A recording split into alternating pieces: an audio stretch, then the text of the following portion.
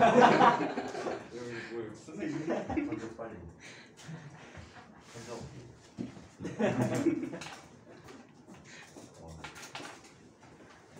뺐어 이거를.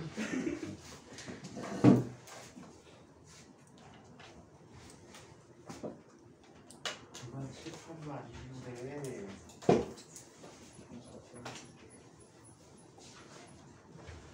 아이고.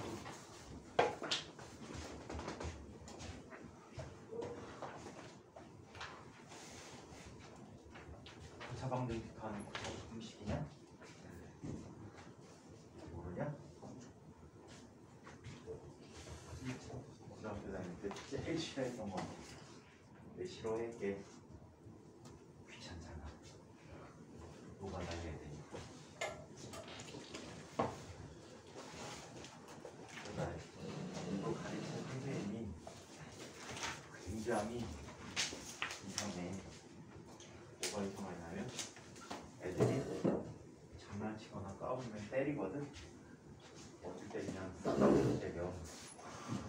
싸다고 때리는데 진짜 막 씨 웃는다. 씨 웃고 있으면 애가 좀 애매하잖아. 그때 딱 때려.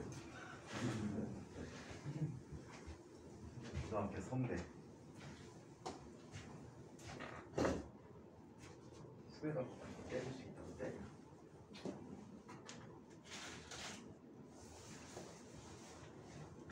아이고 주말들 잘 지내셨습니까?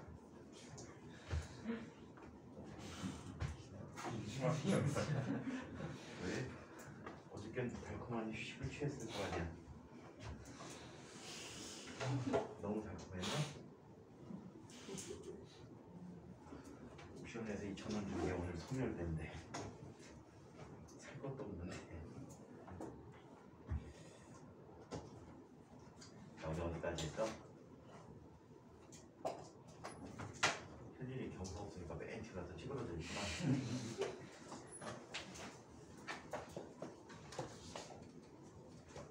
이게 되면 그 머리 깎은 기념으로 출셔야 되는데. 한결아, 머리 깎은 기념으로 한번 쳐야 되지 않겠니? 고려난 또 돌아가고 있는 거다 누르니? 시계가 가고 있었잖아, 시간이. 네. 자, 우리 지난 시간 어디까지 했죠? 결과 연락 과정 제목 쓰고 끝났어. 아, 제목수가 끝났으니까. 자, 그러면 오늘부터 들어가게 되니까 내용이 애매해가지고 잘랐지? 자, 오늘부터 다루는 이제는 연력학에 관한 얘기인데 여기는 기본적인 연력학 법칙들이 있어. 1법칙, 2법칙, 3법칙, 0법칙인데 3법칙은 어차피 안 배우고 그 다음에 이상기체에서 여러 가지 방정식 문제들 예를 들어서 5일법칙, 4일법칙, 5일4일법칙, 이상기체 생태방정식, 특히 이상기체 생태방정식 많이 사용하고 있고 그 다음에 PB 그래프를 굉장히 많이 써요. PB 그래프에서 나타나는 특징들 그걸 굉장히 많이 사용하기 때문에 그런 부분인데 특히 중점적으로 공부하시기 바랍니다. 앞부분은 시험에 거의 안 나오는데 과정에 있으니까 해드리도록 할게. 자, 열과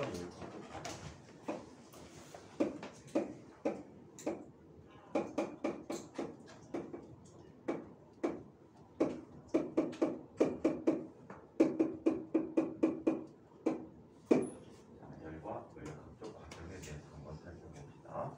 자, 첫 번째 다룰 이야기는 온도에 대한 얘기예요.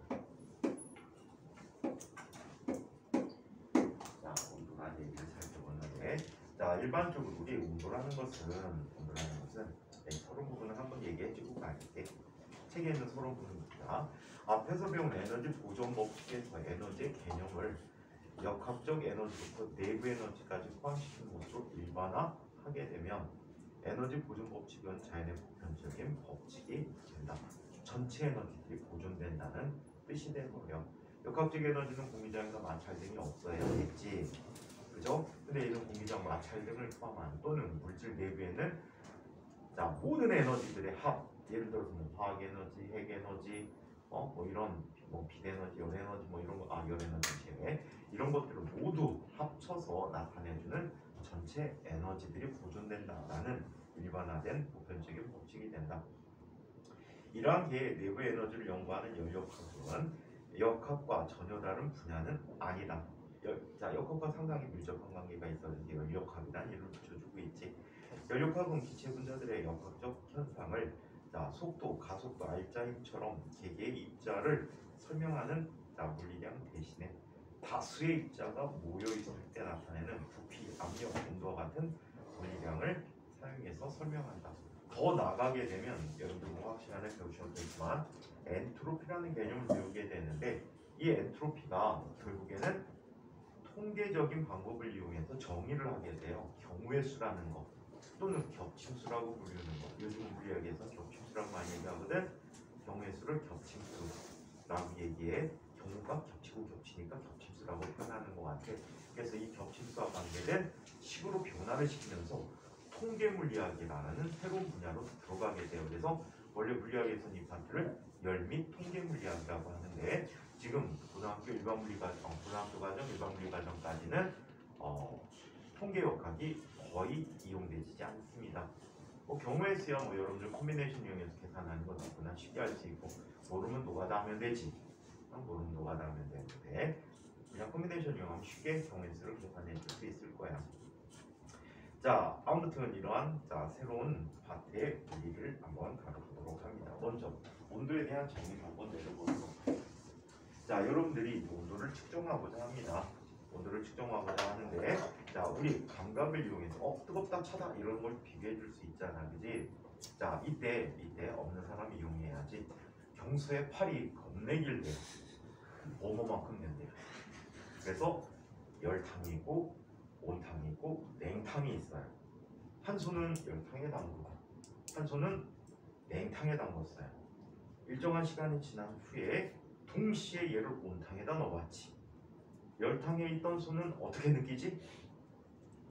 약간 시원한 느낌을 받을 테고 냉탕에 있던 녀석은 따뜻함을 느끼겠지. 온탕에 있는 물은 시원한 물일까 따뜻한 물일까? 시원한 물일까 따뜻한 물일까?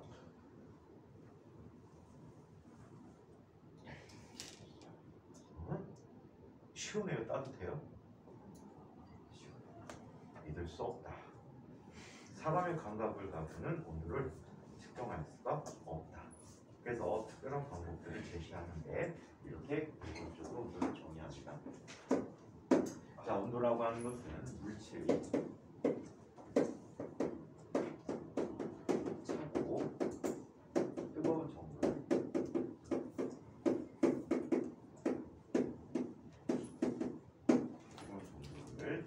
수치로 나타내는 것입니다.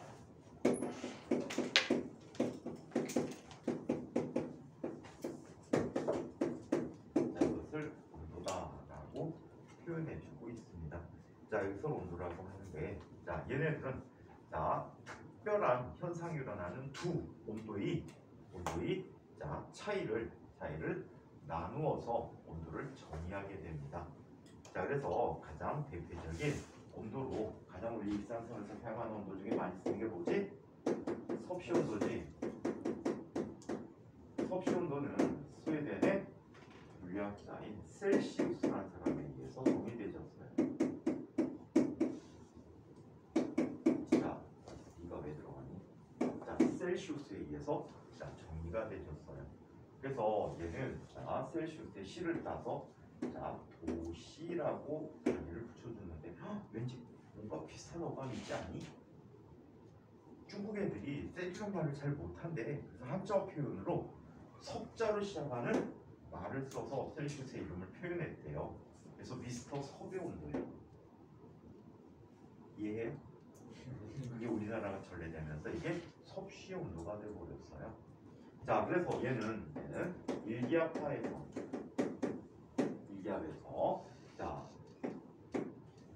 물을 이용하는데 물의 어느 점을 0도다라고 표현하고 물이 끓는 점을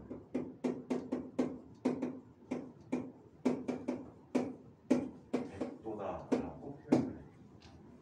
사이 눈금을 100등분했다라고 합니다. 그래서 한 눈금이 1도 C가 되는 거지. 한 눈금이 1도 C다. 오케이? 아주 쉬운 개념이지. 처음에 온도계 같은 걸 만들 때는 우리는 지금 0도부터 시작하잖아, 그지? 처음에는 100도를 0으로 놓고 밑으로 올수록 더 큰 온도 값을 쓰고 뭐 그랬다고는 설들이 있어요. 그래서 여러 가지 설들이 있는데 특히 이제 갈릴레오 온도계 같은 데는 그런 식으로 만들어지고 뭐 이런 얘기들을 합니다. 이렇게 하는 애들이 많아. 자, 벌써 계약한 학교가 있다고? 미친 거 아니야? 겨울방학 한 3달 해야 되는 거 아니니? 대학 다닐 때 방학 길어서 좋았는데 여름방학 3달, 겨울방학 3달. 여름방학을 보통 5월 말이면 시작해. 그래갖고 5월 말이면 시작해 6, 7, 8 하고 9월 초에 개강. 그 다음에 겨울방학은 빠르면 11월 말 12, 1, 2 놀고 3월 초에 개강. 대학생들이 복근으로 대학생이지. 나중에 대학 가면 그 시간이 가장 중요한 시간이다. 그 시간밖에 공부할 시간 없고 평소에는 공부할 시간 별로 없어. 다음 학기 예습을 미리 해놔야지 다음 학기 수업 쫓아갈 수 있어. 예습을 미리 다 해야 돼. 근데 대학교 2학년 때 4학년 때 배우는 것까지 다 예습해놨었는데 근데 이제 대학원 갈 생각에 그 다음에 2학년 때 뭘 볼 수 있게 해놨거든. 졸업시험을 이제 볼 수 있게. 선생님 때는 이제 논문을 안 쓰고 졸업시험을 봤거든. 그 주요 과목 4과목을 시험을 봐야 돼. 시험을 봐야 되는데 2학년 때까지 배운 게 2개. 3학년, 4학년 때 배우는 게 또 2개. 그러니까 또 4개를 봐야 되는데 2학년 때 다 붙어버렸어요. 3학년, 4학년. 간단하잖아. 조금만 뭐 달달달달 외우면 그때는 되게 잘 외웠거든. 통째로 다 외워버리면 그냥 대충 꿀쩍꿀쩍 쓰면은 다 붙어. 2학년 때 다 봐서 4학년 때 놀아야지 했는데 선생님 4학년 때 선생님 때는 졸업정원제라는 게 있었어. 입학생 수는 더 뽑고 졸업할 때 자르는 거야. 니들 공부 안 하면 잘라. 근데 선생님 때는 많이 부족해서 졸업생. 너희들은 졸업시험 안 봐도 될 것 같아. 그래갖고 2학년 때 본 사람 또 뭐야. 갑자기 졸업시험이 없어졌어. 선생님 때만 졸업하는 인원수가 너무 부족하다고. 에휴. 자, 그 다음에 파시험도 쓸데없는 짓 한 거지. 자, 파시험도에 대해서 이야기해보자. 파시험도는 독일의 물리학자인 파렌하이트라는 사람이 제안했어요. 얘는 왜 내가 사람 이름을 독일어로 썼을까? 영어 같지만 독일어야. 왜 썼을까? 우리말로 파렌하이트야. 외래어 표기법에 F는 다 피읍으로 쓰라고 했다며. 그럼 파렌하이트하고 화하고 연관이 안 되잖아. 역시 비슷한 화의 온도야. 비슷한 화의 온도에서 파시온도야. 단위는 뭐가 되지? OF라는 단위를 사용하고 있다고 합니다. 자, 이 사람은 현대적 개념으로 얘가 변형이 됐어. 일기압의 온도를 일기압에서의 물의 어느 점을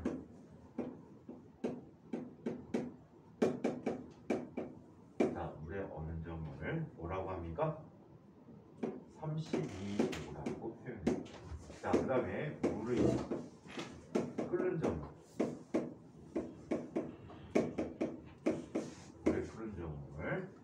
얘는 212도라고 이야기하고 있어. 그래서 이 사이 눈금을 180등분합니다. 그래서 한 눈금의 간격이 1도 F가 되고요. 같은 온도를 이야기하지만 이해하세요? 수업 듣고 싶으셨나? 자, 같은 온도를 표현하지만 150원 춤추게 할 거야. 같은 온도를 표현하지만 얘네들은 수치가 다르게 나타나지. 예를 든다면 여러분들 허리 잴 때 줄자에 보면 눈금이 2개지. 센티미터자와 인치자가 있단 말이야. 그 관계하고 똑같아. 그래서 여기서도 환상 관계가 있어. 1인치는 몇 센티미터지? 아는 사람. 얼마? 2.54. 그렇지. 2.54cm가 1인치입니다. 기본 환상 관계 알고 살아야 돼. 기본적인 환상 관계 알아야 돼. 그러면 이렇게 된다면 얘는 5도씨 간격이 부도 F 간격과 같다. 그래서 서로 환산식을 만들어 줄 수가 있었어요. 환산식을 만드는데 섭씨로 화씨로 바꿀 때는 화씨는 5분의 9 곱하기 섭씨 더하기 30이에요.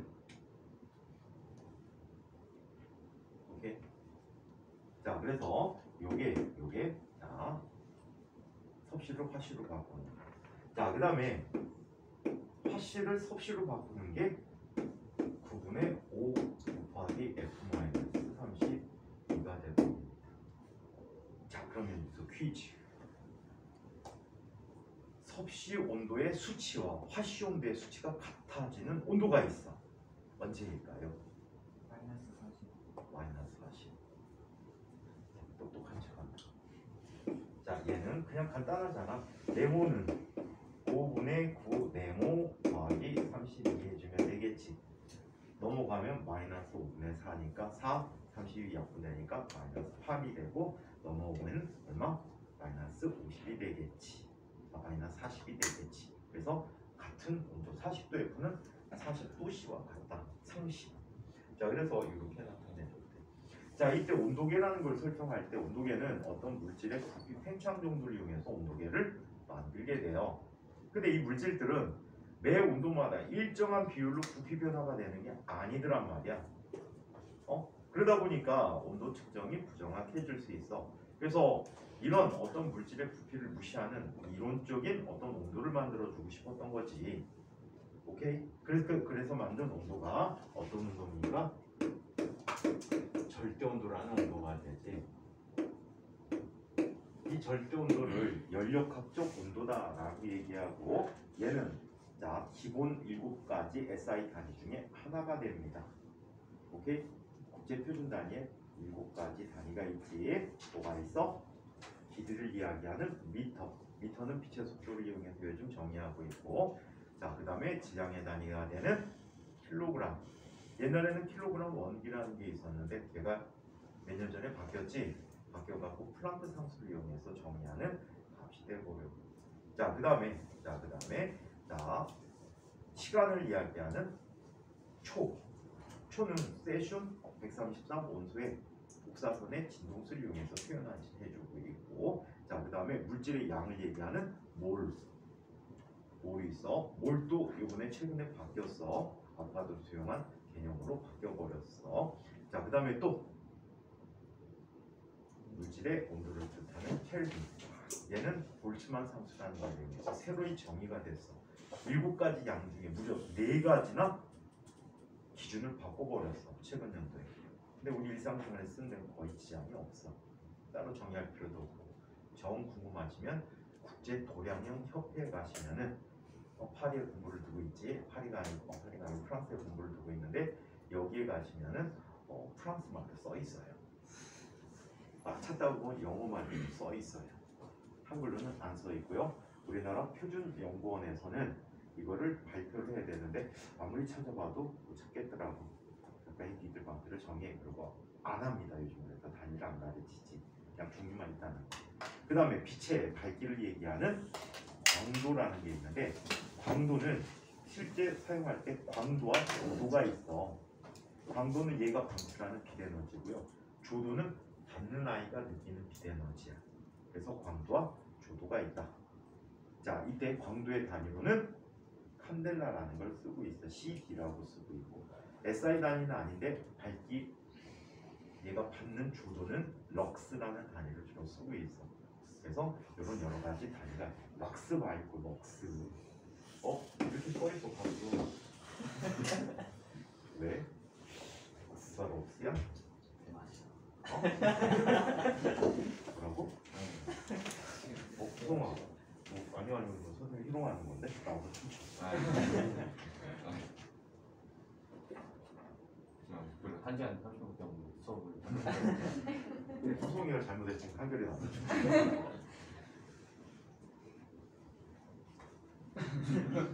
나와서 춤추고 싶은 생각이 굴뚝 같은데 참 그지 한결아. 마음은 추고 있는데 진도 다르지? 어? 자, 절대 온도는 켈빈이라는 사람. 켈빈의 원래 이름이 켈빈의 원래 이름이 톰슨이에요. 톰슨. 이 켈빈은 자기 이름이야. 자기명이야. 자기를 받을 때 켈빈경 해갖고 켈빈이라는 이름을 얻게 됐지. 이분이 그때 당시에 영국의 왕립 의학회 회장인가를 하셨어. 남학생들이 때문에 제일 부러워했던 게 결혼을 무려 3번이나 하신다. 자, 그래서 아인슈타인도 2번 했잖아. 아인슈타인도 2번 했는데 쓰레기지 했잖아. 전 부인도 물리학자야. 근데 이혼 서약을 한 거야. 다시는 너는 물리학계에 나타나지 마. 내가 노벨상 상금을 받은 거 100만 달러 다 줄게. 근데 100만 달러를 돈으로 줬으면 괜찮은데 휴지만으로 줬어요. 어떻게? 미국 채권을 산 거야. 미국 채권을 샀는데 바로 그걸 주고 나서 바로 미국의 IMF가 와. 채권이 휴지가 됐어. 근데 두꺼워서 화장실에서 못 써. 쓰레기를 줬다고 하는 소문이 있어요. 그거를 계속 이제 이혼 서약 때문에 이혼하는데 그 조건을 달아받고 하는 그 이혼 서약 때문에 얘기를 안 했는데 그분이 부인이 90년대인가 80년대 돌아가셨거든. 돌아가셨는데 뭘 한 거야? 조카가 그냥 막 다 떠버린 거야. 그래갖고 실제로는 상대성 이론이고 그 다음에 광전 효과가 다 부인과 상의하에서 이루어진 업적이라는 소문이 있어요. 근데 참 재미난 게 그거는 있어. 이혼한 이후에 뭔가 특별한 임팩트가 없어. 연구에 새로운 걸 찾았대던가 한대던가 거의 없어. 남들을 비평하고 이런 거 칭찬해주고 이런 거 많이 있는데 특별하게 새로운 이론을 연구할 의견이 별로 없는 것 같아. 부족했나? 자, 아무튼 켈빈이란 분 그럼 이제 또 쓰레기였어. 아인슈타인. 왜 쓰레기였냐면 2번째 부인이 자기 육촌 동생이야. 진짜. 옛날에 유럽은 그 친구만 결혼해서 남매만 아니면 사촌끼리도 결혼하고 이런 게 비일비재했었어. 그렇지? 우리나라는 현재 8촌 이상 되면 혼인할 수 있습니다. 8촌 이상이 되면. 8촌 더 가까운데. 선생님 8촌까지 연락이 다 돼요. 선생님 자식 때 가면 몇 촌이니? 10촌지간이 되지. 10촌지간도 연락이 돼요. 상당히 가까운 친척인데 8촌이 결혼가정하다 말이 되는지 모르겠어. 자, 얘는 자 켈빈 온도라고 얘기하고 자 연력학적 온도이면서 자 얘는 단위를 K라고 쓰고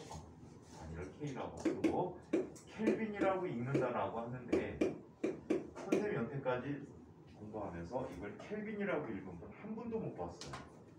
300K 이러지. 300켈빈 이런 분 혹시 본 적 있니? 178켈빈 이런 거 얘기하는 분 아니? 183켈빈 얘기하는 사람 못 봤지, 그지? 거의 다 K 이걸 쓰시는데 자 원칙적으로는 켈빈이라고 읽어야 된대요. 자, 근데 보통 K라고 해. 자, 얘는 절대 용도라는 게 있어.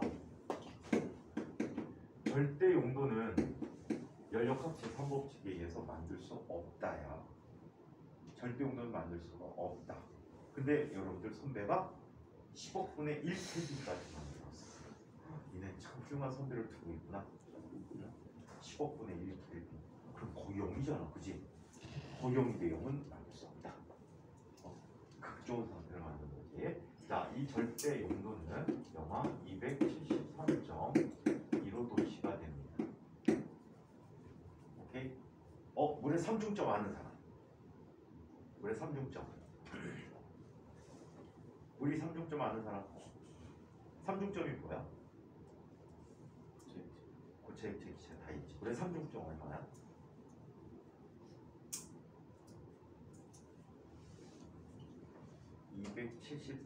273.16K 그리고 압력이 4.58mmH인가 그럴 거야. 아, 물리층이 안 나와. 자, 그래서 이렇게 돼. 과학 선생님들 모든 거 다 가르치는 거 모르냐? 과학 선생님 모든 거 다 해. 특히 물리 선생님들은 수학 1부 파트도 해. 우리나라에서 상당히 유명한 수학 선생님들, 물리학과 졸업생들 되게 많아. 굉장히 유명한 수학 선생님들이 물리학과 출신 많고 나중에 이제 대학원 수학과로 바꾸고 이런 경우가 되게 많아. 자, 아무튼 이렇게. 그래서 섭씨 온도를 이용해서 절대 온도를 만들 때는 자, 대문자 T는 절대 온도, 소문자 T는 섭씨 온도라고 하는데 T 플러스 273까지만 그냥 보통 써주고 있습니다. 0.15는 거의 무시하고 이야기하고 있지. 원칙적으로 0.15도씨까지 쓰는 게 맞습니다. 자, 그래서 이것을 절대 영도라고 표현해주고 있다고 합니다. 자, 그러면 열 평형과 연력 합체 영법칙이라는 이야기를 한번 살펴보도록 합니다.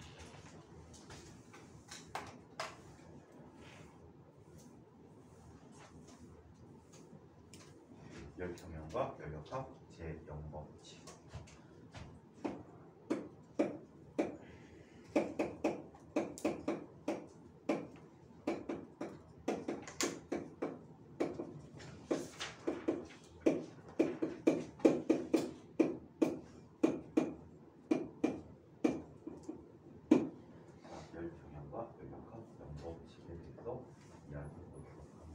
자, 먼저 기본적으로 이게 무엇인지에 대해서 뒤쪽에 나오는데 미리 한번 땡겨서 한번 일부를 보도록 하자.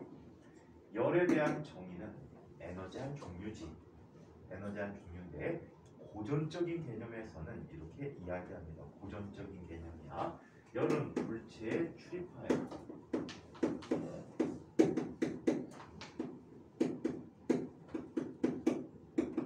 물체의 온도를 변화시키는 원인이다.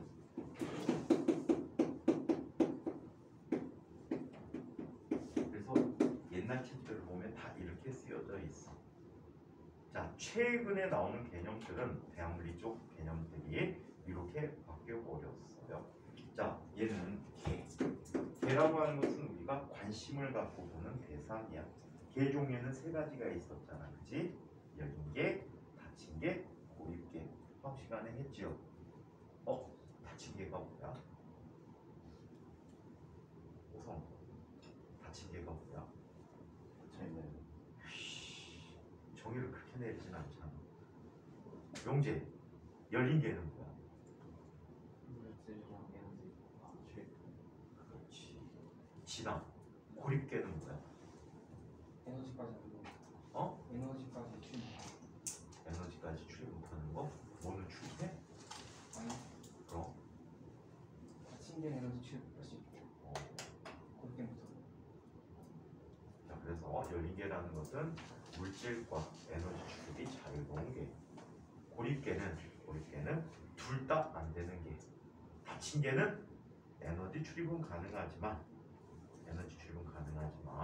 자, 물질의 출입이 불가능한 개. 자, 그래서 연력학적 개는 그 세 가지로 이야기하는데 개와 주의 사이에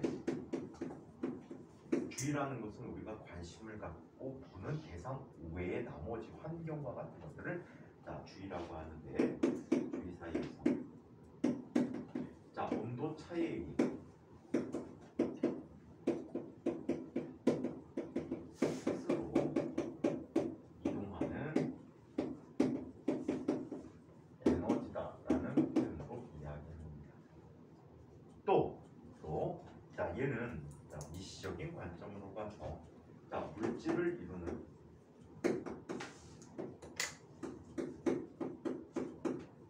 입자,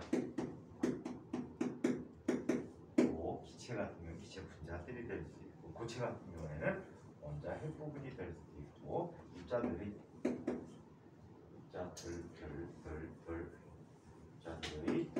운동 에너지라고 표현을 해줘요. 뭐 나중에 다시 증명을 해드리겠지만 기체 분자가 갖는 하나의 평균 운동 에너지는 2분의 1 mv 평균 속도의 제곱이다라고 얘기할 수 있습니다. 이 평균 속도는 사실 일반적인 평균이 아니고 RMS 평균이야. 오케이? RMS라는 게 무슨 뜻인지 혹시 아는 사람? RMS. 얘기해봐, 현진이. 루트 민 스퀘어 우리말로. 분모 제곱 평균 어? 분모 제곱 평균 뭐라고? 아니에요. 우리말로는 제곱 평균 제곱근이라고 불러요. 제곱을 취하면은 방향성이 없어지지. 제곱이 되니까 그걸 평균을 취한 다음에 다시 그걸 제곱을 취한 다음에 다시 어때? 제곱을 취한 걸 평균을 구한 다음에 루트를 붙여버려요.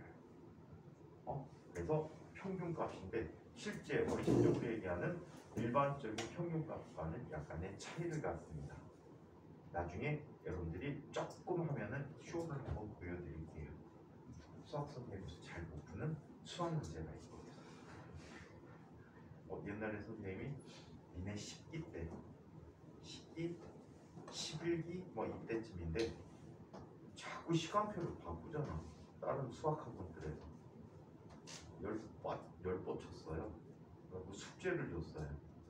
니네 이거 좀 있으면 배워야 되니까 가서 풀어서 숙제로 갖고 와. 다음 주까지.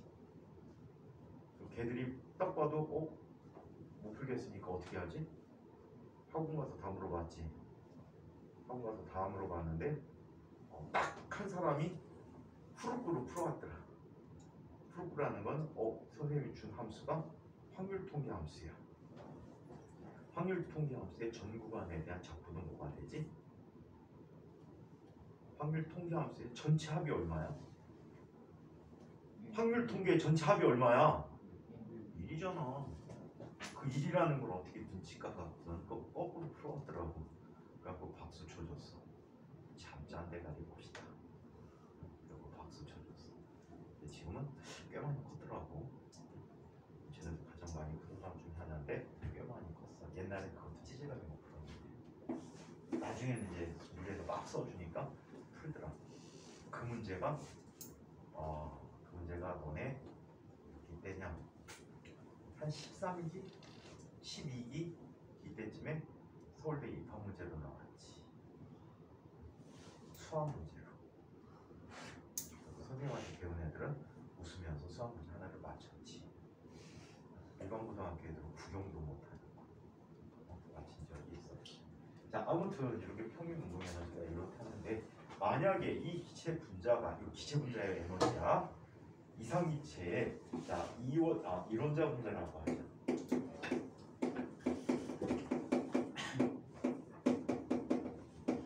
이론자 분자의 이상기체라고 한다면 이 값이 얼마가 되냐면 2분의 3 KT가 돼. 여기서 K는 볼츠만 상수라고 해.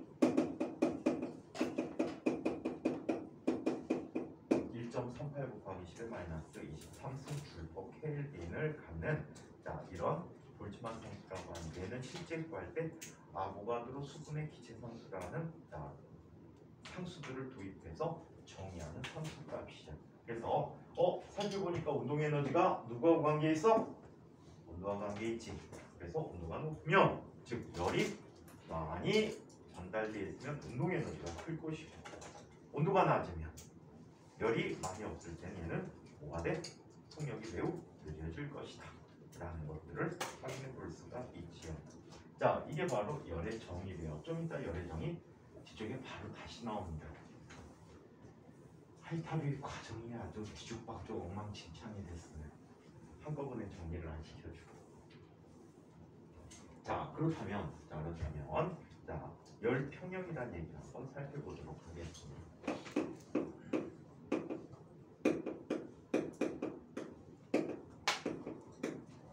자, 열 평형에 대해서 한번 이야기해 보도록 할게요. 자, 열평형이라고 하는 것은 열평형 상태라고 옛날에 많이 불렀는데 이렇게 얘기합니다. 서로 접촉하는 두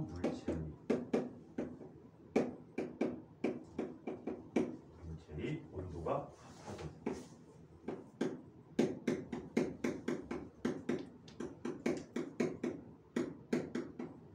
자, 온도가 같아져서 더 이상 졸지마. 졸리면 졸방패가 앞에 있네. 앞에 나와서 네. 자, 온도가 같아져서 더 이상 열의 이동이 없는 상태.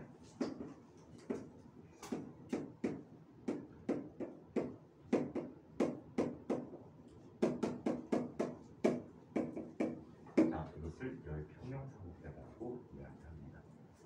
자, 얘는 그래프로 나타내주면 다음과 같이 나타낼 수가 있습니다. 가로 방향은 시간이야. 접촉하는 시간에 대해서 온도를 비교해봤지.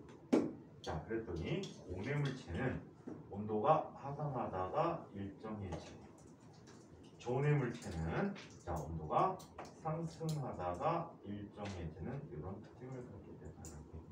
이거를 뭐라고 우리는 열평형 상태라고 얘기합니다. 진아야, 너 혹시 동현이랑 같이 탔어? 네. 엘리베이터? 엘리베이터. 네. 걔 그럼 같이 내렸어? 실층에서? 아니, 계단 타고 왔어요. 계단으로 갔다고 걔? 네. 엘리베이터 안 타고? 네. 누나가 탔는데. 누나는 걔 타는 거 봤다는데 봤어? 아, 호성이. 너 같이 안 탔어? 호성이 어딨어요? 호성아, 너 같이 안 탔어? 계단으로 간것 같아요. 계단으로 갔다고? 계단으로 갔어요. 깼어요? 없어져가지고. 전화도 안 받고 2시간째 실종. 현진이 같은 현진 도시 같은 거 있네. 계단으로 갔다고? 계단으로 간 걸 봤는데. 누나는 내 앞에 탔다는 거지? 저그 누나랑 같이 엘리베이터 타고. 그러니까 걔는 계단 갔다고? 제가 지금 그런데 그랬어요. 알겠어. 진산중학교 출신이야? 걔는 유튜브로 개망신 당했다.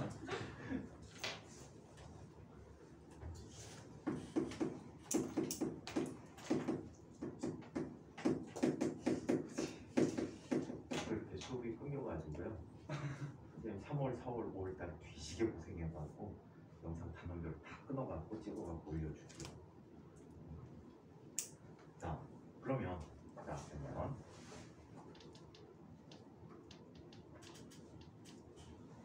되게 잘생겼다.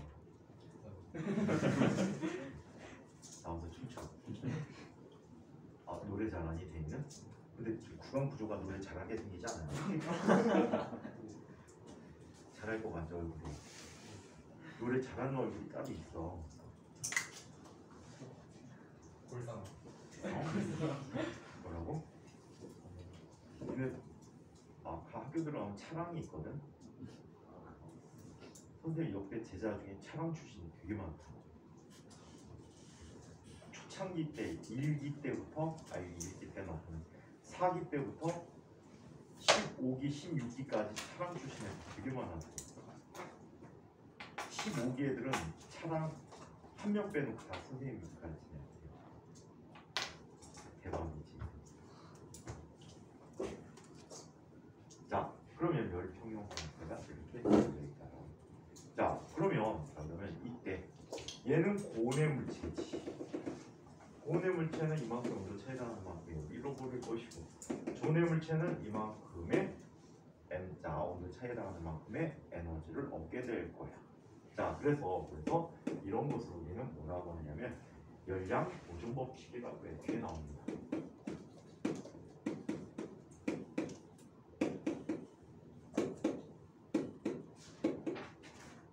자, 열량 보존 법칙이라고 하는데 열량 보존 법칙은 고내 물체가 얻은 열량.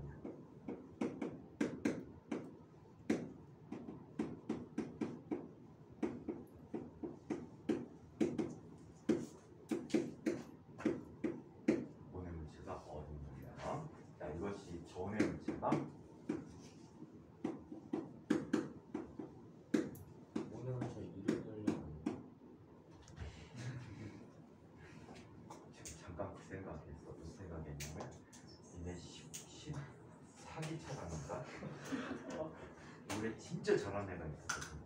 역대급. 차랑 그때까지 역사상도에 가장 잘하는 걔를 내가 까먹었고 뭐지 고대 갔는데 그래갖고 걔 전후로 홍대에서 클럽 빌려가지고 공연했었잖아 주말에. 그래갖고 졸업한 애들 많이 오지. 또 생각나는 게 12기에 내가 3명 가르쳤다 그랬지. 그 중에 삼성 반도체 다니는 애가 차랑 베이스였어. 그다음 선생님 수제자 아이가 있거든. 이게 4기에 조용수라고 걔가 차랑 베이스. 그다음 16기에 동주라는 선배가 있거든. 걔는 이제 별명이 쓰리동주야. 좌동주, 우동주, 중동주가 있어. 3동이야. 그럼 양 끝에 있는 거를 가볍게 이렇게 치는 거야. 팔이 긴 게 아니고 몸이 넓어갖고 치면 애가 어짜 쓸 거네. 오늘 문제는 열을 얻을 수가 없죠. 자, 저는 문제가 얻으려는 거. 최민남이다. 최민남. 14분이나 15개 진짜 잘하는 아이. 자, 그래서 이렇게 보내 물체가 얻은 열량과 보내 물체가 잃은 열량이 서로 같다라는 것이 열량 구성 법칙이 되는 거예요. 오케이? 자, 그러면 책으로 다시 돌아가서 연료각체 영법칙에 대해서 한번 이야기해 보도록 하겠습니다.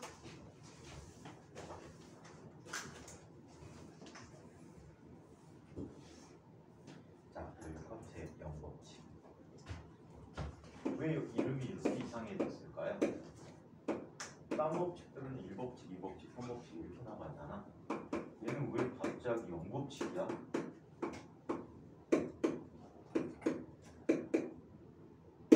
원래는 1법칙, 2법칙부터 발견되고 세 번째 발견됐대요.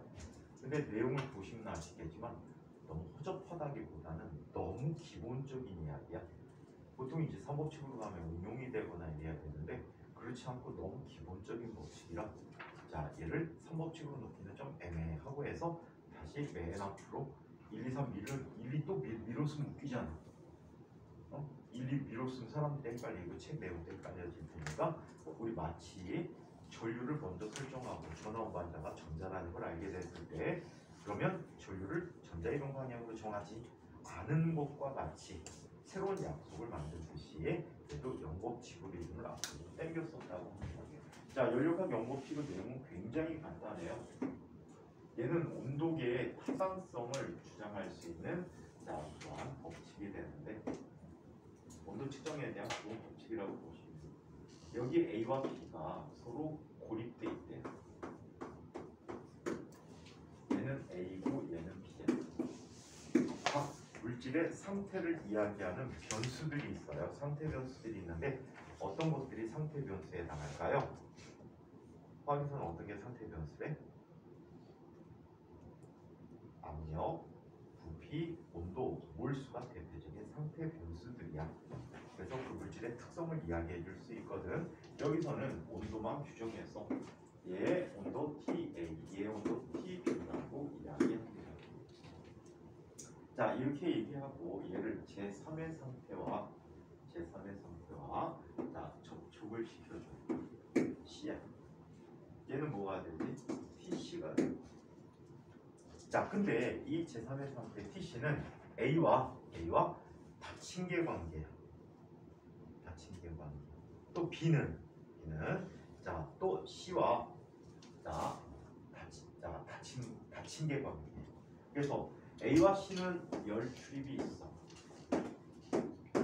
또 TB와 C와 B도 역시 열 출입이 있게 돼.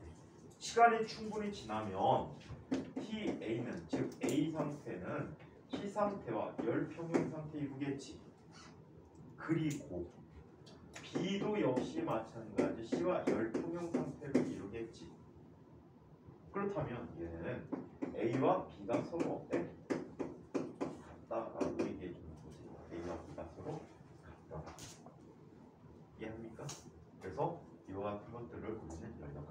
법칙이라고 하는데 실제 적용할 때는 어떤 형태로 적용합니까?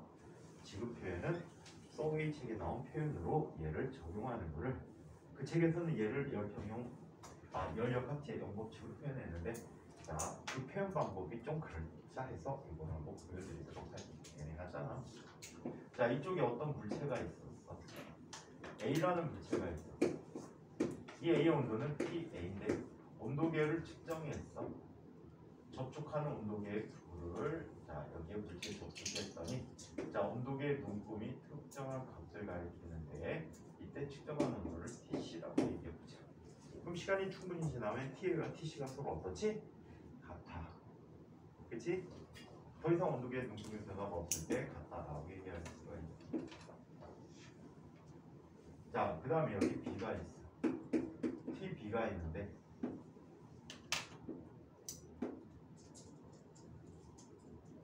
자, 여기에 접촉하고 있어. 자, 그래서 얘 어때? 자, 이렇게 나타나서 얘가 바로 같은 온도가 또 TC래.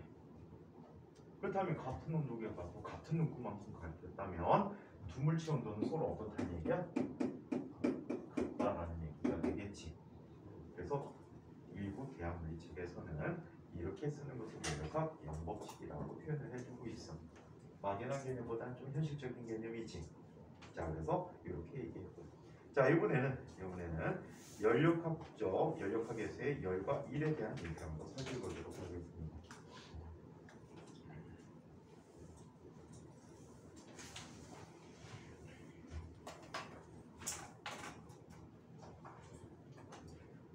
좀 전에 이렇게 수업 째는 방법이 승진이하고 비슷하지, 그치? 꼭 엘리베이터까지 같이 와. 근데 엘리베이터 올라오는 도중에 탔기도 했는데 심지어 사라져, 그치? 올라오자마자 계단으로 내려간다던가 화장실로 갔다가 조용해지면 빠져나간다던가 중간에 내려가고 가는 경우도 있지. 그리고 거리를 배회하다가 한 2시간쯤 있으면 와. 형이 마음고생을 했어.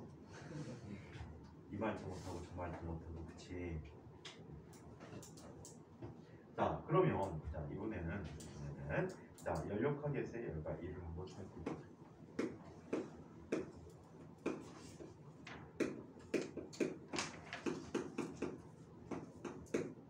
열역학에서의 열과 일.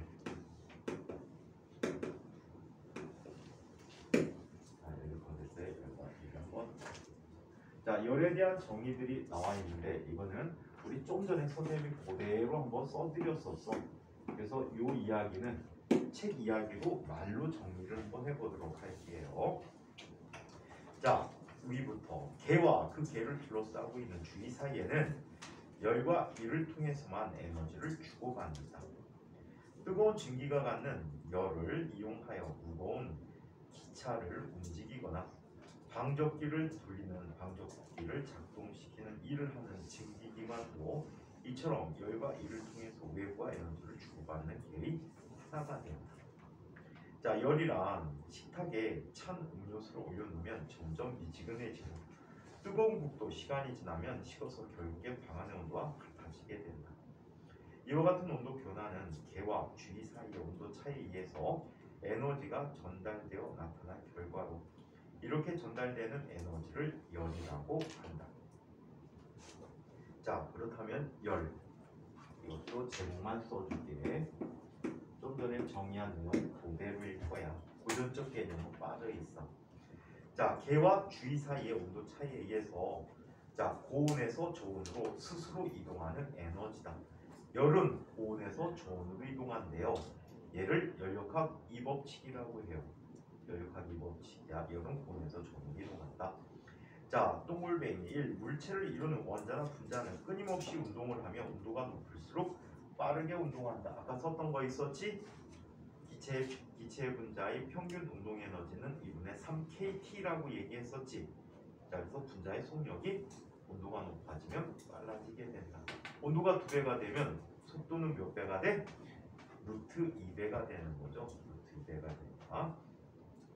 자, 한편 온도가 높은 분자는 온도가 낮은 분자보다 큰 운동 에너지를 가지며 절대 온도 온도가 2배가 되면 운동 에너지도 몇 배가 된다?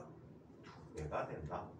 자, 이렇게 자 갖게 되며 또 이들이 접촉하게 되면 충돌에 의해서 에너지가 큰 분자는 에너지가 작은 분자로 에너지가 전달되어지게 된다.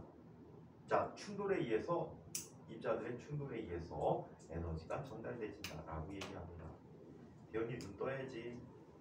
자, 열은 온도가 높은 곳에서 낮은 곳으로 이동해가는 분자들의 운동 에너지들아. 입자를 구성하고 있는 자 입자들의 물질을 구성하고 있는 입자들의 운동 에너지다라는 뜻이야.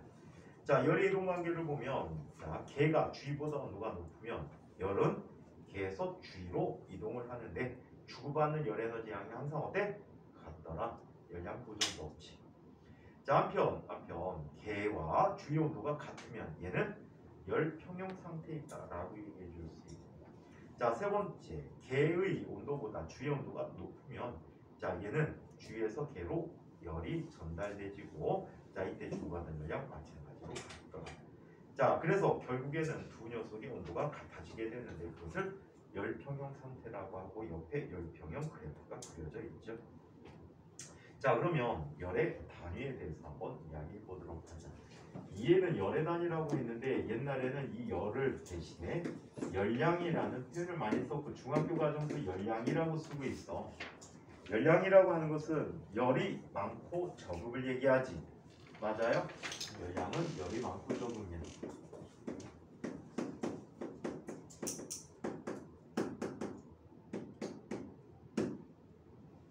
2017 개정교육과정이 나오면서 갑자기 표현이 바뀌어버렸어요. 열량에서 열로.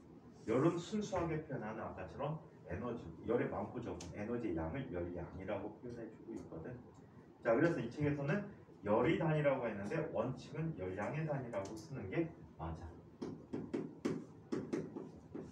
자, 얘는 에너지의 일종이기 때문에 절대적으로 사용할 때는 어떤 단위를 쓴다? 줄이라는 단위를 쓴다. 에너지의 일종이니까. 자, 하지만 우리는 일상생활에서 편리하게 쓰는 게 뭐지? 열량의 단위 편리하게 쓰는 게 뭐야? 칼로리나 또는 킬로칼로리를 주로 사용하고 있다. 이때 서로 환상관계가 있는데 1칼로리는 이 책에서는 4.184 칼로리라고 이야기하는데 과거책은 4.186이라고 쓰인 책들도 꽤 많아. 현재도 그래. 그래서 학교 선생님 표현대로 따라주시는 게 가장 좋은데 보통 선생님도 귀찮아갖고 약 4.2줄이라고 표현을 해서 쓰고 있어요. 또 1kcal라는 것은 몇 칼로리야? 1000칼로리가 되버리겠지. 1000칼로리. 그래서 이렇게 표현해주고 있다고 합니다. 오케이? 요즘은 대부분 다 뭘로 다시 바뀌었어? 칼로리나 킬로칼로리로 바뀌었어. 화학에서 반응열 얘기할 때 줄 쓰든 칼로리나 킬로칼로리 쓰든? 아직 화학 반응식, 열 화학 반응식 안 배웠니? 기존에 화학 배운 사람들. 줄 써요? 요즘 줄 쓴다고? 진짜야? 최근에 배울 때 뭐 썼냐? 왜 줄을 안 쓰냐면요. 옛날에 갑자기 이게 바뀐 게 언제 바뀌었냐면 5차 교육과정까지는 그냥 칼로리나 킬로칼로리 썼어, 화학책에서. 근데 갑자기 6차 때 줄로 바뀌어버린 거야. 근데 저자마다 쓰는 줄이 다 틀려. 어떤 사람은 같은 사람도 틀려. 앞에서는 4.1을 곱해 쓰고 어떤 데는 4.186을 곱해 쓰고 어떤 때는 4.19를 곱했어. 그러니까 계산된 값이 다 틀려. 같은 책인데. 그래갖고 도저히 애들한테 외우라고 할 수가 없어갖고 이거 칼로리로 외워놓고 나중에 주어진 대로 뭐 4.1을 곱하든 4.19를 곱하든 4.186을 곱하든 이 책에서 지금 4.184라고 쓰고 있거든. 그래서 이걸 곱해서 써라 라고 애들한테 얘기했었지. 숫자로 얘기하면 간단한데 줄 쓰면 되게 골아프거든. 예를 들어서 얼음의 융해율이 얼마야? 융해열? 얼음의 융해열 1g당 80칼로리거든. 외우기 쉽잖아, 그치? 근데 거기다 4.186을 곱했다고 쳐봐봐. 아, 대가리 아파지지. 물의 기화율은 얼마니? 물의 기화율은 보통 540 칼로리 퍼 g인데 539 칼로리 퍼 g인데 좀 더 정확하게. 근데 거기에다가 4.186 곱해봐봐. 그럼 3.33 곱하기 얼마가 나올 거야? 대가리 뽀개지지. 그래서 굳이 그렇게 쓸 필요가 없다는 얘기야. 그래서 그냥 칼로리나 킬로칼로리 해놓고 나중에 환산해 주는 게 더 편리하다. 그래서 옛날 책 보다 보면 줄로 표현하는 책들이 가끔 있어. 그냥 그대로 써주면 돼. 근데 좀 바보스러웠던 게 하나 있어. 물리에서 뭐가 있냐면 물당량이라는 게 있어. 나중에 이 책에서는 안 나와. 물당량이라는 게 있는데, 물당량이라는 건 뭐냐면 어떤 물질의 비열을 다 외우기 귀찮지, 그치? 근데 그 비열에 대해서 질량이 주어질 수가 있어. 그럼 비열과 질량의 곱을 우리는 열 용량이라고 하거든. 그 열 용량 값과 똑같은 질량의 물로 취환해주면 계산이 쉽단 말이야. 그래서 그걸 물당량이라고 해.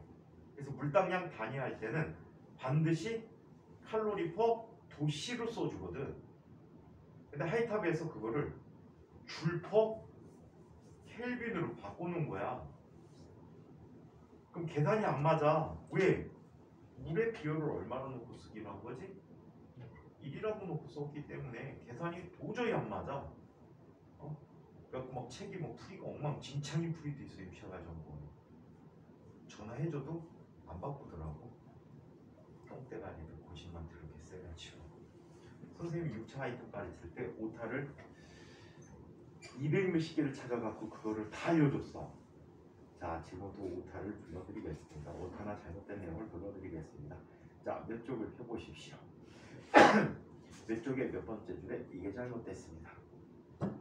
그래갖고 쭉 불러줬어. 그리고 블랙리스트 올라왔잖아. 동아출판사 블랙리스트 올라왔어. 심지어 그 책 편집한 새끼가 선생님 친구야. 그래갖고 블랙리스트 올라왔어. 진짜. 다음에 뭐 오타 또 발견해봤더니 네네 저희도 알고 있습니다. 알고 있으면 뭐해? 바꿔줘야지. 가장 대박인 오타가 있어. 옛날 6차 아이탑 가끔가다 학원들에서 쓰는 학원들이 있는데 거기 103쪽인가 막 찾아보면은 골반에 뼈다귀는 그림이 있어. 이게 이제 힘과 운동 쪽이거든. 힘의 평형 관계를 설명하기 위한 내용인데 거기에 맨 위에 이렇게 돼 있고 갑자기 사단, 생명.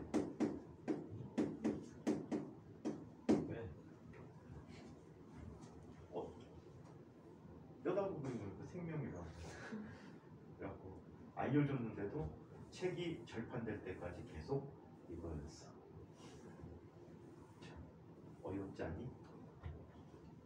진짜 막 깨알 같은 글씨까지 다 찾아가고 오타 알려줬는데 최근에 발견한 오타도 있어. 내가 못 보던 오타가 있더라고. 막 읽다 보니까 예를 들어 고라고 써야 되는데 구라고 썼어.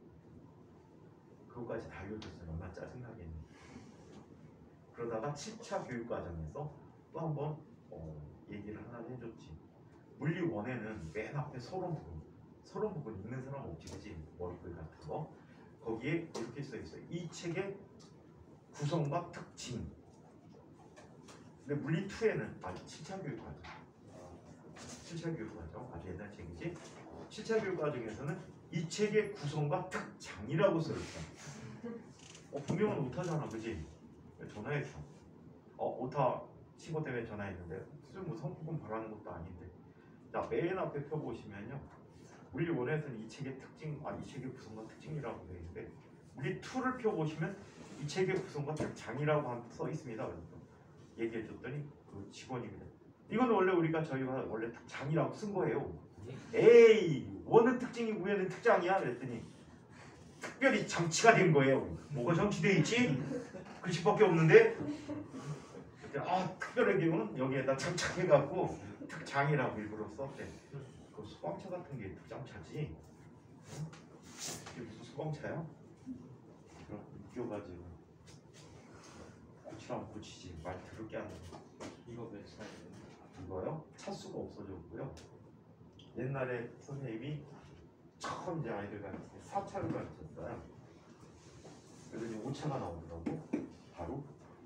그 다음에 6차가 생겼어요. 그 다음에 7차가 왜 연두색 표지 책이 있어요. 그리고 8차가 2009 개정교육과정이 8차야. 그리고 2015 개정교육과정이니까 몇 차니? 지금 9차네.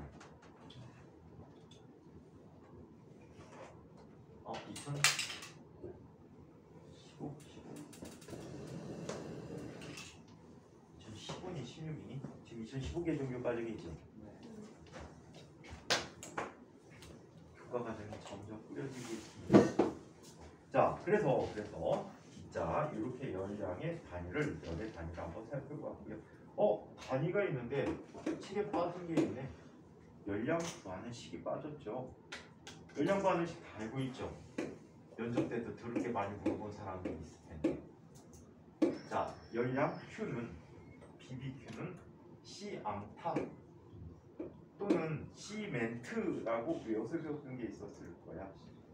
이 T는 절대 온도가 돼도 상관없어. 절대 온도와 속시 온도는 서로 눈금 간격이 똑같기 때문에 차이 값이 똑같습니다. 뭘 써도 상관없고요. 자, C라고 하는 것은 바로 뭐야? C라고 하는 것은 물질의 비율이야. 자, 물질의 비율이야. 오케이? 자, 이 비율이라는 것은 무엇을 뜻해 주냐면 비율이라는 것은 이런 걸 뜻해 줍니다. 자, 물질의 비율은 물질 1kg 또는 1g을 써도 상관없어. 수치에는 변함이 없어. 자, 1kg을 자 14.5도씨에서 15.5도씨로 1도씨만큼 높이는 데 필요한 열량입니다.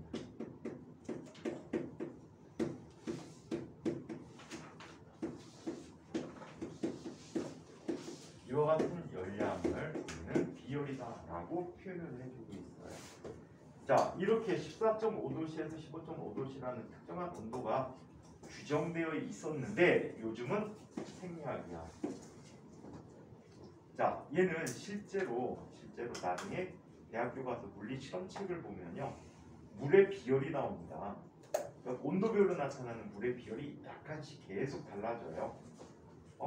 변화가 조금씩 있기 때문에 이런 특별한 온도를 설정해주고 있었는데, 그래서 얘는 15도씨 비율이라고 표현하는 게 맞아. 자, 그러면 이걸 이용해서 우리 1칼로리의 정의를 한번 내려보도록 하자. 자, 1칼로리는 이게 1칼로리야. 물 1g이 온도를, 이건 빼버릴게, 가로 빼버릴게, 1도씨만 높이는 데 필요한 영양.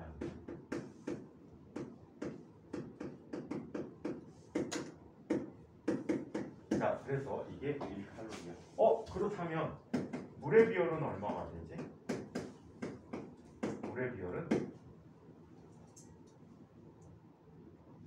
비율은 얼마야? 두 개 비교해보면 얘는 1칼로리 퍼 그램 도시라고 쓸 수 있어. 또는 1킬로칼로리 퍼 킬로그램 도시라고 쓸 수 있어. 또는 이 책 표현대로 따르면 4184 줄 퍼 킬로그램 켈빈. 얘는 SI 단위로 쓸 거야. 제 단위. 오케이? 이게 귀찮지. 약 4200 쓰는 게 보통이겠지. 자, 그래서 이렇게 열량의 단위를 이야기해 줄 수 있다. 자, 얘는 좀 가볍게 나갈게. 학교 시험에는 열량 계산하는 문제들이 거의 안 나오고 있어. 옛날에는 많았는데 최근 현대 교과 과정이 바뀌면서 거의 이 부분은 큐는 시멘트 이용하는 문제들이 거의 없어졌다라고 보시면 될 것 같아요. 열량 보존 법칙. 온도가 다른 물체 사이에서 열이 이동을 할 때 고내 물체가 잃어버린 열량은 조내 물체가 얻은 열량과 같다. 이것을 열량 보존 법칙이라고 한다. 고내 물체가 잃은 열량은 조내 물체가 얻은 열량과 같다. 열기관의 종류. 열을 일로 바꾸는 장치인 열기관은 열을 얻는 방법에 따라서 내연기관과 외연기관으로 나눌 수 있다. 내연기관, 자동차에 흔히 쓰이는 불꽃 점화기관, 가솔린 기관이 있어. 얘는 플러그라는 걸 갖고 있어. 오케이, 압축된 상태에서 전기 플러그를 이용해서 불을 붙여주면서 폭발이라는 행정을 만들어줍니다. 그 폭발에 의한 압력으로 피스톤이 밀려나게끔 되어 있어요. 반면에 디젤 기관 같은 경우에는요, 플러그가 없어요. 디젤 기관은 등치가 크거든. 등치가 커. 그래서 트럭이나 큰 발전기 같은 데 이용하고 있는데 얘는 압축 비율을 1대5로 만들어줘요. 즉 처음에 있는 부피가 5라면 압축됐을 때가 1이야. 그 정도 압축이 되면 갑작스럽게 압축이 되면서 얘네들이 온도가 높아집니다. 온도가 높아지면서 자연스럽게 폭발이 일어나게 돼, 디젤들은. 그래서 처음에 디젤들은 어때? 누군가를 이용해서 돌려줘야 돼. 혹시 경운기 본 사람이 있니? 경운기 보면 옆에 플라이휠이라는 게 있어. 큰 쇳덩어리가 둥그런 원판 형태로 맨돌처럼 생겼거든. 그래갖고 처음에 돌려줘. 막 돌려주면은 연료 장치를 조절하면서 막 돌려주면 어떻게 돼? 연료가 들어가면서 압축되면서 자연스럽게 폭발이 되는 거예요. 자동차하고는 좀 다르지. 자동차는 어떻게 해주니? 처음에 이걸 돌려주면 안에 흔히 세로모터라고 하는 스타트 모터가 있어. 그 스타트 모터가 중앙축을 돌려줘. 돌려주면서 자동으로 전기 불꽃이 생기면서 자동차가 시동이 걸려요. 그래서 디젤 같은 거는 역시 비슷한 원리로 자동차 같은 경우 누가 요즘 돌리는 거지? 그러니까 자동차 같은 경우도 모터를 이용해서 해주는데 시동이 잘 안 걸리는 경우도 많아. 왜 트럭 같은 거 영화 같은 데 보면 두두둑 두두둑 두두둑 두두둑 하다가 아이씨 뭐야 두두둑 두두둑 계속 하는 경우들이 많은데 디젤이라서 그래. 그냥 일반 승용차는 다른 거지. 전기차는 이게 스위치더라고. 스위치라 그러면 바로 두두둑 소리도 안 나고. 전기차 타본 사람이 요즘 택시도 많긴 한데 선생님 조카가 테슬라 타고 다니는데 진짜 좋기는 좋아. 뭐가 좋은지 아니? 고속도로에서 자율주행하잖아. 고속도로에서 막 장난치고 간다니까. 되게 좋대지, 그치? 근데 일반 승용차에 비해서 대단한 게 한 가지를 발견했어. 한결이! 너 졸았으니까 나와서 춤춰. 너 혼자 졸고 있는 거야? 나와서 춤춰 빨리. 잠겼습니다. 오늘 안 들었어. 다음번에 2배로 춘다고? 근데 기막힌 점이 순간 가속력. 어떤 만화 같아. 갑자기 가다가 앞차가 그냥 없어져 버렸어. 그러면 얘가 차를 어때? 앞차를 찾아야지 걔 쫓아가거든. 그러니까 자율주행 풀고 갑자기 앞차 찾으려고 엑셀을 밟았어. 밟는 순간에 만화 같은 일이 일어났다. 만화에 보면 어떻게 되지? 갑자기 확 출발한 몸이 뒤로 확 제껴지지. 네. 진짜 그래. 그래갖고 선생님 매형이 하는 말이 그 얘기하더라. 2차 출발할 때 2초 내로 2차 쫓아오는 차는 어때? 2초 이내로. 최고 속도가 별로 안 나와갖고 3초면 다 따라잡혀. 3초면. 근데 순간 가속 능력이 진짜 대단하더라. 만화 같아요. 좀 전에 내가 느낀 거는 뭐라고 우리 사무실에서 정식 완성해야 나가지.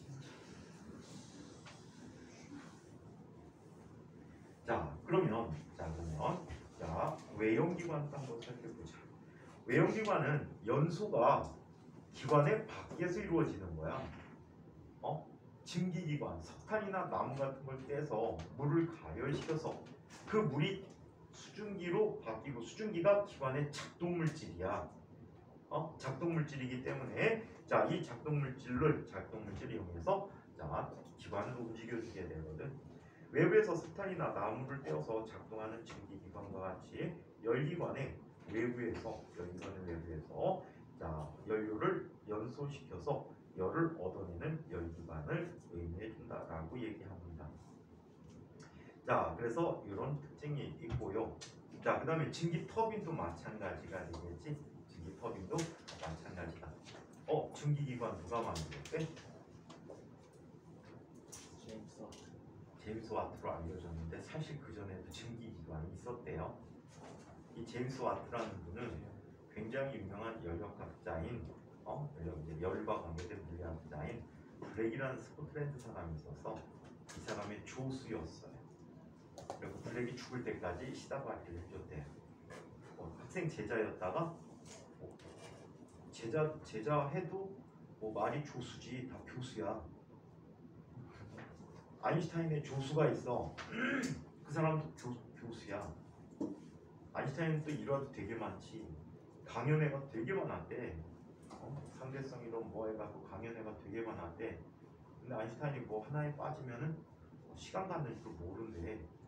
강연회가 있는데 뭐니? 홍차에다가 시계 타 먹었다는 일화도 있지. 시계 끓여서 먹었다는. 근데 뭐 좀 개념이 없는 사람 중 하나 같아. 특히 시간 개념. 이 사람이 강연회 시간인데 안 나타나는 거야. 집에도 없고 조수가 찾아다는데 없는 거야. 에이, 그럼 강연 시간에는 오겠지. 그 강연장에 갔어. 딱 갔는데 차 타고 가니까 그때 아인슈타인 얼굴이 많이 알려지진 않았었나 봐. 갑자기 이제 그 강연회 관계자들이 막 오더니 이 사람을 끌고 가는 거야, 조수. 저 아인슈타인 아닌데, 가시라고. 아인슈타인 쌤 빨리 가시죠. 막 끌고 간 거야. 아인슈타인 안 나타났는데, 그리고 강연장에 세운 거야. 근데 벌써 강연회를 몇백 분을 쫓아다녔대. 그래갖고 이분이 상대론 강의를 한 거야. 운전기사 아저씨가. 그래갖고 박수를 받은 거야. 그 사람들. 그런 일화가 있어요. 근데 조수들도 교수인 경우가 많아. 왜 스티븐 호킹 박사 지금 돌아가셨지? 이 스티븐 호킹 박사 조수가 있단 말이야. 그래서 스티븐 호킹하고 이제 스티븐 호킹이 사람들하고 친화력이 별로 없어. 말을 잘 못하니까. 그래갖고 초반에 이런 일이 있었어요. 그분 굉장히 유명한 고체물리학자인데 이분이 그랬어. 강연에 이제 이분이 왜 이렇게 갑자기 까먹었지? 벌써 치매네 이거. 스티븐 호킹이 땀 나오면 이러고 가잖아. 휠체어에 이렇게 앉아있는 거야. 그러면 조수가 그 호킹의 이론을 강의를 하는 거야. 강의를 해. 호킹은 그걸 쳐다보고 있고. 그 사람들이 이런 얘기를 했어. 저 이론은 호킹의 이론이냐 제자의 이론이냐 조수의 이론이냐. 우리 박사님 이론 맞습니다 라고 얘기하고 하는데 사람들이 몇몇 사람들이 에이 쟤는 뭐 와갖고 질문도 못 받고 한마디도 못해. 그래갖고 비하했던 사람들이 되게 많았어. 그래갖고 나중에 호킹이 말을 하기 시작했지. 어떤 말? 눈동자 인식 장치를 개발된 걸 갖고 와갖고 차판에 눈을 맞추면은 이제 말이 조합이 돼갖고 발음이 되게끔. 우리나라에도 한번 와갖고 그거 갖고 와야 됐어. 말 속도가 되게 느리지. 요즘은 되게 좋아지겠지. 또 이분 또 세계 신기록 갖고 있잖아. 류게릭병 보통 발병 후 10년 내에 죽는 게 보통이거든. 이분은 1970년대 류게릭병 발병해갖고 1910년대 후반에가 돌아가셨지. 돌아간 지 얼마 안 됐지.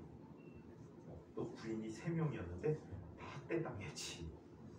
마지막 부인은 간호사, 자기 돌아가신 간호사인데 학대했지. 그래갖고 신고해갖고 여자 잡혀 들어갔지. 또 우리나라에만 소개된 일화인데 스티븐 호킹네 바로 옆에 집에 한국인 유학생들이 살았대요. 그러니까 한국인 유학생들이 호킹 박사한테 김밥을 갖다 줬더니 김밥을 아주 맛있게 안 먹더라고요. 김밥을 되게 좋아했답니다.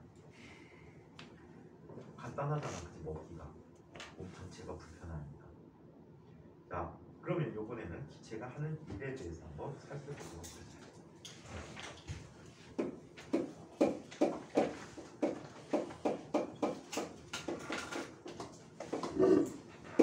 기체가 하는 일을 오늘은 간단하게만 이야기하고 다음 시간에 여기를 이어나갈게요. 자, 먼저 압력에 대해서 이야기해보자. 압력은 프레셔라는 말에서 P라는 기호, 대문자 쓰든 소문자 쓰든 쓰는 선생님 따라서 상당히 많이 달라.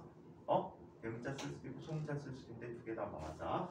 자, 압력이라는 것은 자, 뭐가 압력이지? 일반적인 압력? 단위 면적당.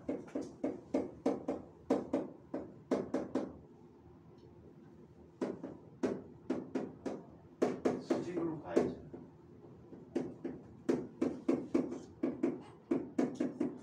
자, 수직으로 가야지. 힘의 크기. 힘의 크기다라고 불러주고 있어. 그래서 압력을 어떻게 구합니까? 압력이라는 것은 자, 힘을 받는 면의 넓이. 자, 면의 넓이분의 수직으로 가야지는 힘의 크기라고. 기호로 나타날 때는 어떻게 표현해주니? 압력이 P지. P는 A분의 F다라고 표현하고 단위는 원래 뉴턴 퍼 제곱미터라는 단위를 쓰고 있지. 오케이? 일부 책들은 이거와 똑같은 단위로 PA라고 하고 파스칼을 써주고 있어. 또는 ATM, 기압이라고 표현해주는 단위도 있어. 좀 이따 보기로 하고. 자, 한편 F에 대해서 정의하면 F는 뭐라고 쓸 수 있어? PA.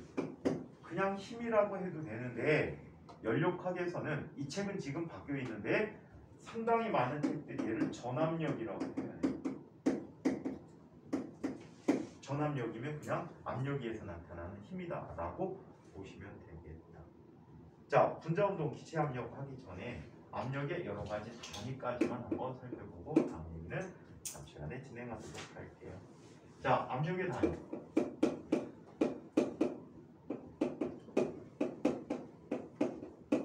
자, 압력의 단위는 어떤 단위들이 있습니까? 자, 먼저 이 기압이라는 것에 대해서 한번 살펴보자. ATM을 기압이라고 하지.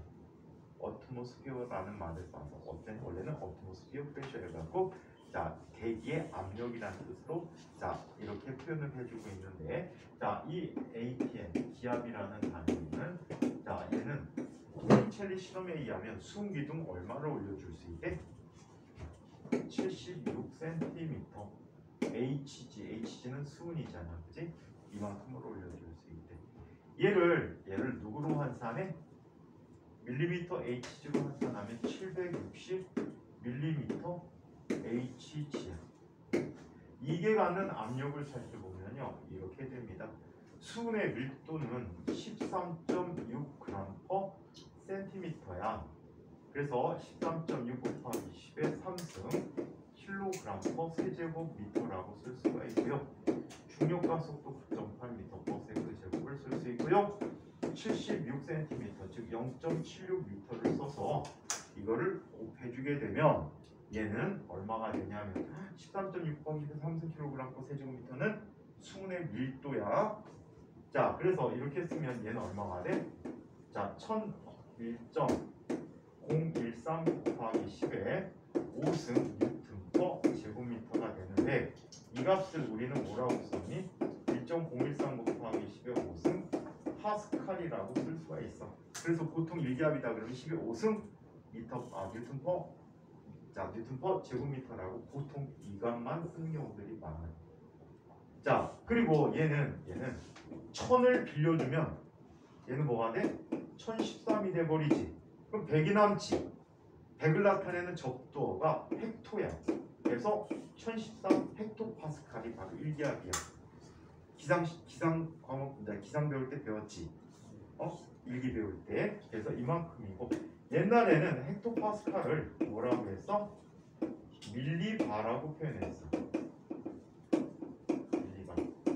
옛날에 압력 표현이야.